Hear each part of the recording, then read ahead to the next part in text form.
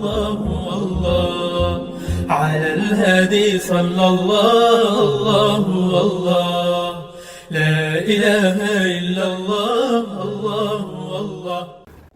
بسم اللہ الرحمن الرحیم نحمدہ ونصلی علی رسولہ الکریم۔ آج ہم حضرت عیسیٰ علیہ السلام کے واقعے کا پارٹ نمبر 6 چھٹا حصہ بیان کریں گے۔ جیسا کہ 5ویں حصہ کے اختتام پر ہم نے بیان کیا حواریوں کے بارے میں، اور ہم نے یہ بتایا کہ حواریوں کی اکثریت کمزور اور غریب لوگوں میں سے تھے، جن میں مزدور بھی شامل تھے، اور قرآن حکیم میں ان کا ذکر بھی ہے اور ان کی تعریف کی گئی ہے۔ اب ہم انجیل میں بیان کردہ حواریوں کے بارے میں ذکر کرتے ہیں۔ یہ بنی اسرائیل کے نظریات ہیں، ان کا جاننا ضروری ہے تاکہ ہمیں قرآن حکیم اور انجیل کے فرق کا اندازہ ہو۔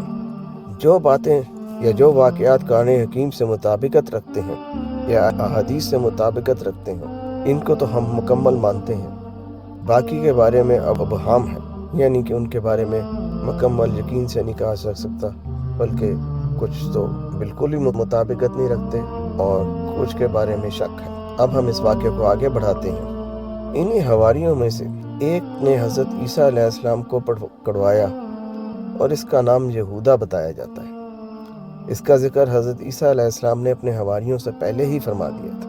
اسی طرح حضرت عیسیٰ علیہ السلام نے ایک اور حواری کو بتایا کہ مرغ جب تک اذان نہیں دے گا جب تک تو میرا 3 مرتبہ انکار نہیں کرے گا۔ لیکن قرآن حکیم نے اللہ تعالیٰ نے حواریوں کے ساتھ دینے کا بتلایا ہے، جس کا ذکر سورہ آل عمران اور سورہ صف میں ہے۔ اس سے ثابت ہوا کہ انجیل میں تحریف یا تبدیلی ہے، لیکن جو واقعات انجیل میں بیان ہوئے ہیں ہم ان کو بھی بیان کرتے ہیں۔ حواریوں نے حضرت عیسیٰ علیہ السلام سے غیب سے دسترخوان یا کھانا کھلانے کی فرمائش کی، جو کہ علماء کرام فرماتے ہیں اپنی کم علمی اور معصومیت کی وجہ سے تھی۔ حضرت عیسیٰ علیہ السلام نے انہیں سمجھایا کہ اللہ سے اس طرح کی فرمائش نہیں کرتے یا ایسی فرمائش نہیں کرنی چاہیے، پر ان کے اصرار پر اللہ سے دعا فرمائی کہ ان پر ایسا معاہدہ یعنی دسترخوان اتار جو کہ تیری ناراضگی کا سبب نہ بنے بلکہ خوشی کا سبب بنے۔ اس سے اندازہ ہوتا ہے کہ بنی اسرائیل نے کافی اصرار کیا ہوگا اور اپنی ضد پہ اڑے رہے ہوں گے کہ ہمیں غیب سے کھانا کھلایا جائے۔ ان کی اس فرمائش پہ اللہ نے فرمایا اس کے بعد اگر انہوں نے روح گردانی کی تو ان کو سخت سزا ملے گی، ایسا عذاب کہ اس سے پہلے کسی کو نہ دیا ہوگا۔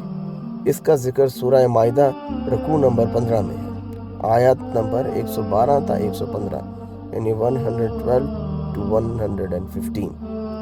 تفاسیر میں حضرت عبداللہ بن عباس رضی اللہ عنہ اور حضرت عمار رضی اللہ عنہ سے منقول ہے کہ یہ کھانا نازل ہوا۔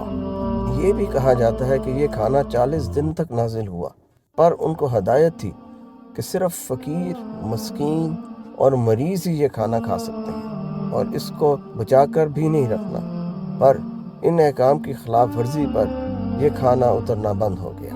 حضرت عیسیٰ علیہ السلام نے نہ تو شادی کی اور نہ ہی رہائش کے لیے گھر بنایا، بلکہ گھر گھر اور شہر شہر جا کر دین کا کام سر انجام دیتے رہے۔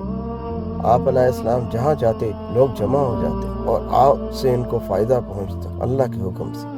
یہود کے عمرہ، سرداروں اور مذہب کے اعلیٰ عہدیداروں نے آپ علیہ السلام کی مقبولیت کو دیکھ کر آپ سے بغض اور حسد کرنا شروع کر دیا اور ان کے مفاد کو بھی ٹھیس پہنچتی تھی، اس لیے وہ حضرت عیسیٰ علیہ السلام کے مخالف ہو گئے۔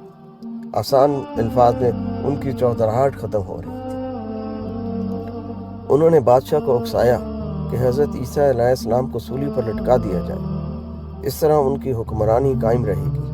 حالانکہ اس وقت کا حکمران بت پرست تھا، پھر بھی انہوں نے اس کا ساتھ دیا نہ کہ حضرت عیسیٰ علیہ السلام کا، اور یہ بھی کہا کہ آپ علیہ السلام جادو کرتے ہیں۔ اس کا ذکر بھی پہلے ہو چکا۔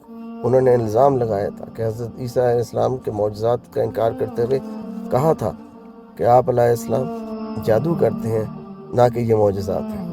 اب جو حکمران تھا وہ اس چیز کا حامی نہ تھا، لیکن بادشاہ کے سامنے بے حد اصرار کیا گیا ان کے سرپرستوں کی وجہ سے، جس پر اس نے اجازت دے دی اور اس پر انہوں نے خوشی منائی، یعنی ان طبقات نے جو عمرہ سردار اور مذہب کے اعلیٰ عہدیدار تھے وہ اور ان کے ساتھ جو لوگ تھے انہوں نے اس پر خوشی منائی، اور بادشاہ نے یہ بھی کہا کہ حضرت عیسیٰ کو گرفتار کر کے اس کے دربار میں پیش کیا جائے۔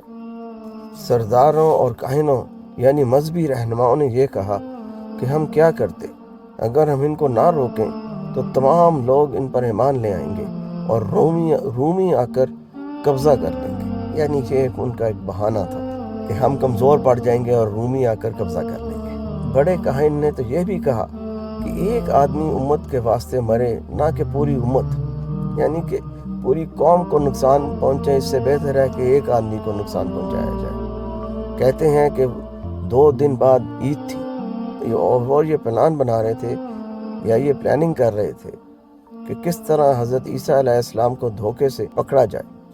دوسری طرف حضرت عیسیٰ علیہ السلام نے اپنے حواریوں کو اکٹھا کیا اور فرمایا، سردار، کاہن، بادشاہ کے ساتھ مل کر جو سازش کر رہے ہیں وہ تم لوگوں سے پوشیدہ نہیں ہے۔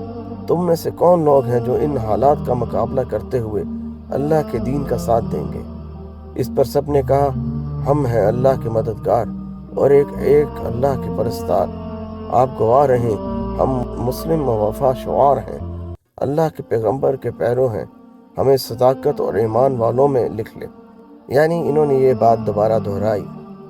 یہود اور نصارہ کی کتابوں کے مطابق سرداروں اور کاہنوں کو یہ اطلاع ملی کہ آپ علیہ السلام اپنے شاگردوں کے ساتھ ایک مکان میں موجود ہیں۔ انہوں نے اس موقع کو غنیمت جانا حضرت عیسیٰ علیہ السلام کو گرفتار کرنے کے لیے، اور انہوں نے حضرت عیسیٰ علیہ السلام کو کانٹوں کا تاج بھی پہنایا۔ بادشاہ نے آپ علیہ السلام کو بے قصور جان کر چھوڑنا چاہا، پر سرداروں اور کاہنوں اور ان کے ساتھیوں کی مخالفت کو دیکھتے ہوئے آپ علیہ السلام کو سپاہیوں کے حوالے کر دیا گیا اور حضرت عیسیٰ علیہ السلام کے بدلے ایک بدنام قیدی کو چھوڑ دیا، یعنی کہ ان کے سامنے رکھا گیا کہ عیسیٰ علیہ السلام کو چھوڑا جائے یا اس قیدی کو، تو انہوں نے کہا اس قیدی کو چھوڑ دیا جائے۔ یعنی یہ وہاں پر موجود لوگوں کی رائے پر کیا کہ قیدی کو چھوڑ دو، پر حضرت عیسیٰ علیہ السلام کو نہیں۔ یہاں پر ہم حضرت عیسیٰ علیہ السلام کے واقعے کے 6 حصے کا اختتام کرتے ہیں۔ 7ویں حصے کے ساتھ یعنی پارٹ 7 کے ساتھ دوبارہ حاضر ہوں گے۔ اس وقت تک کے لیے اجازت دیجیے، اس کو آگے بھی بڑھائیے، خاص طور پر نوجوانوں سے، تاکہ ان میں قرآن سے ایک تعلق بنے۔ وآخر دعوانا ان الحمد للہ رب العالمین۔ السلام علیکم۔